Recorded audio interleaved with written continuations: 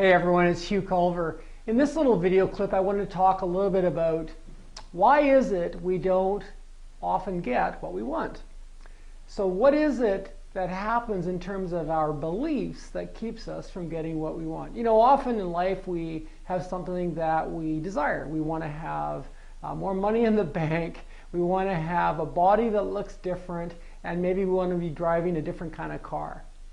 But when reality happens, we don't always get what we want, even though we have the desire, and perhaps we maybe even created the goal. So what is it that gets in the way between desire, goals, and actual reality? Well, I look at this a lot because as someone that goes out and works with corporate clients and individuals to help them to achieve more in their life, I'm always curious about how can I support them with creating that success that they're looking for, even though we know that there might be a barrier between goals, desire, and actual results. And of course, what it all comes down to is, what do you believe? So in this little video clip, I want to share with you some insights around how our beliefs are going to make all the difference between getting what we want and not getting what we want. So let me tell you a little bit about how I think it works. You know, our brain is this pretty powerful machine. And it's designed to be able to think about the future, it can think about the past, and it can, of course, think about the present moment. But one of the things about the brain, the way that it's wired, is that it's very simplistic in the way that it sees things. It really looks through a very simple filter in order to see the world. So we may think that we're incredibly creative, and in fact we are. We may think that we're very wise because of our experience, and we are. But the reality is that we still look at things in a very simplistic way. And it's like we're wearing a pair of sunglasses. So the model that I often use is what I call the window on the world. And it really looks something like this. So imagine that you have something like a window or a window frame that you're looking through. And it really doesn't matter you know, really what's going on that day, or how old you are, or what kind of a job you've got, or who you're with. You still are wearing that frame, that pair of sunglasses, and through that you are interpreting what's going on. You're also interpreting your thoughts. So what is that window made up of? Well, it's made up of a number of things. One thing that it's made up of is your judgments.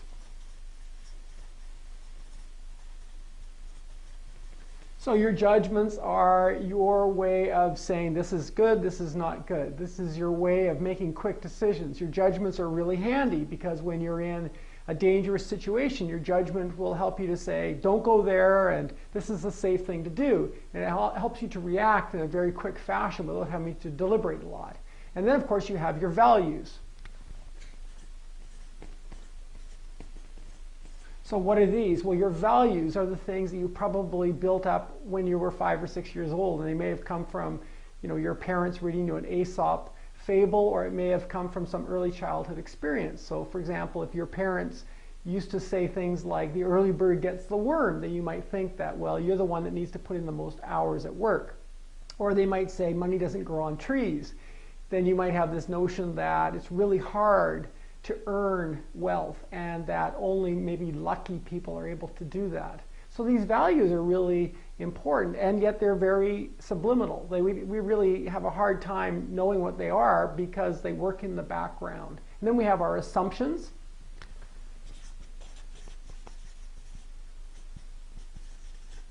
You can think of those as like guesses. So I'm going to guess that this is going to be easy. I'm going to guess this is going to be hard. I'm going to guess I can work with this person. I'm going to guess I can't work with this person. It's just kind of a way that a knee-jerk reaction that helps me to get through. And then, of course, we have our history.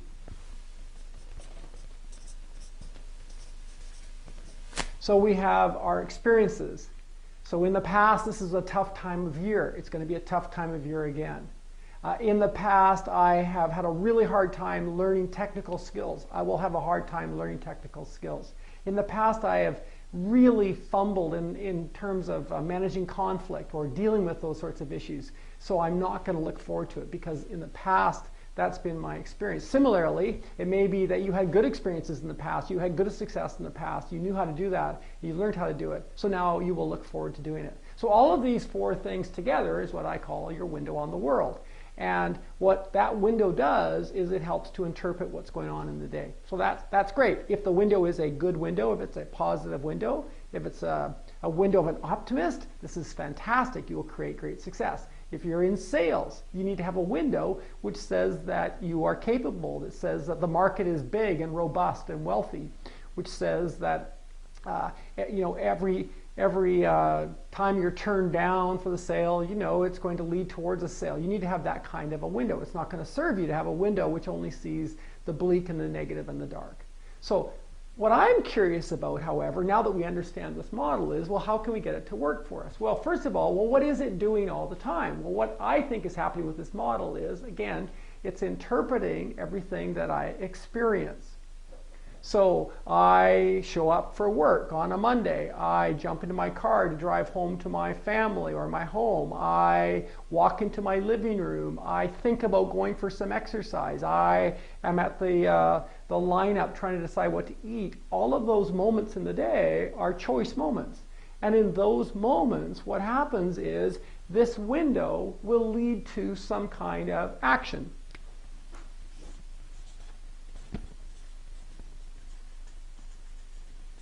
So I have some kind of action, some kind of thought about what's going on in that moment. So for example, I come home with great intentions to go for a walk and get some exercise and build up some energy, and the reality is I don't feel very energetic. So instead I go and get myself a snack, and then I think, well, now that I've eaten something, I'm not really likely to go out and have some exercise. Or I pick up the newspaper, I start reading the newspaper, or I flick on the TV, or I go to YouTube, and right away the whole moment is gone. Well, so what happened was I interpreted the moment, I took some action, and then once I took the action, that provided me evidence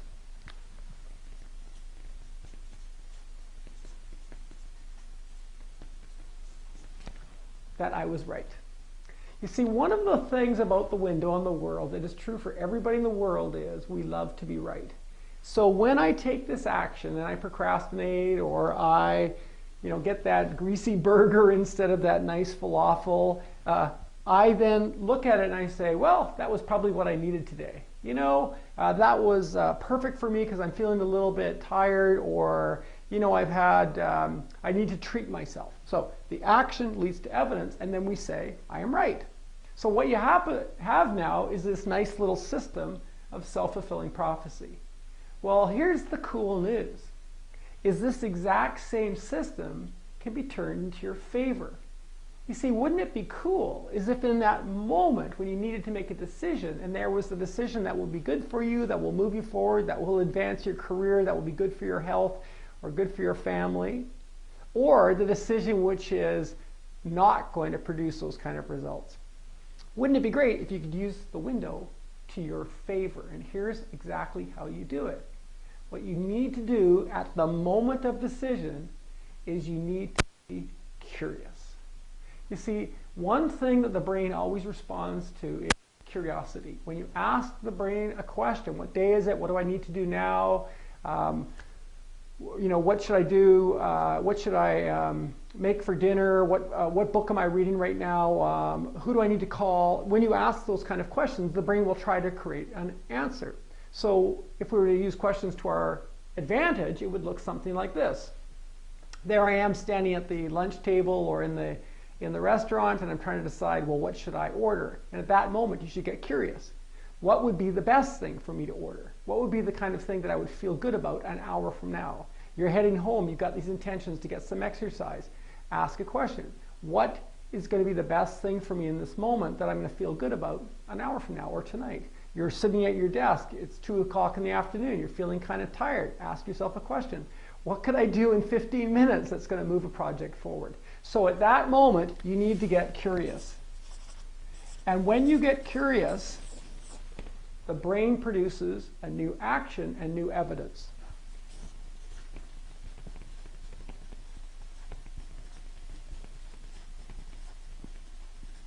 And then, what's really cool is it says, I'm right. You see, once it takes the new action, hopefully the one that's better for you, then it will say, oh, you see, I was right. The brain loves to be right. So whether you choose this action and get the result that isn't very good for you or your career or your family or your health, or you choose this action, which is better, either way the brain is going to say, I knew I was right.